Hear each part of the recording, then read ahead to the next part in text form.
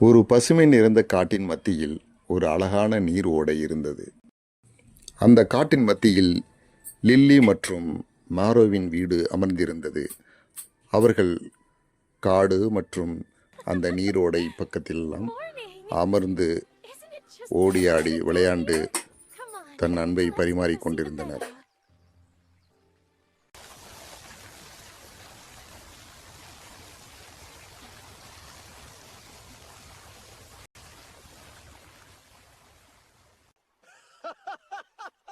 Oh man, that's good.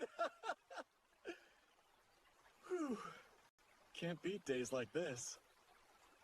மாரோ, நம்ம மாடுகளுக்கும் நம்ம மாதிரி காதல் வந்திருக்கும் போல. மாடுகளுக்கெல்லாம் லிலி குரல் இல்ல, காதல் வேணாம், அது எனக்கு தான். சொல்லி இப்படி புல்ல தூவுறியா? எப்படி இருந்தாலும் நம்ம நீங்க இருந்தா இந்த ஓடைக்கே சத்தம் வரும் போல. அவ சொன்ன ஒவ்வொரு சொல்லையும் என் மனதுக்குள்ள மென்மையான காதலாக ஒலிச்சுது. இருந்தா இந்த ஓடைக்கே ஒரு சத்தம் வரும் மாதிரி இருக்கு. அது நாளா இல்ல, நீதான் இங்க ஒழுக்கம் எல்லாத்தையும் சேர்த்துட்டு இருக்க.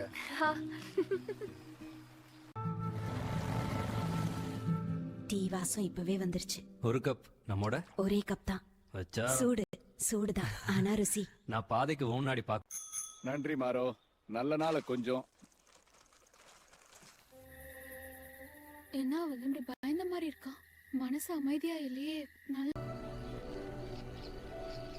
என்ன கடிதம் அது மாரோ?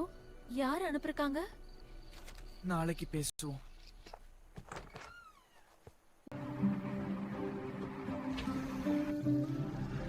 ஏன் ஒரு சொல்ல கூட சொல்லல?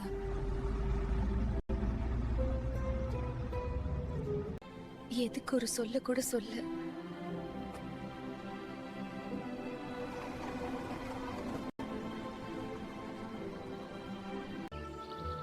எதுக்கு போனா மாறோ? எதுவும் சொல்லாம போன. எல்லாம் இன்னும் இங்கதான் இருக்கு. ஆனா இப்போ நான் மட்டும். பஸ் போயிடுச்சு. அவ போனதும் வெறுமையா காய மாதிரி இருக்குது.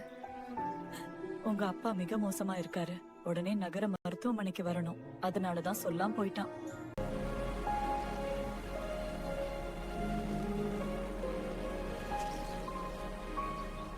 லில்லி, நீ திரும்பி வர போற நிச்சயமா? லில்லியின் அத்தை பையன் மார்டின் தூரமாக உட்கார்ந்து அவளின் அழகை ரசித்தான்.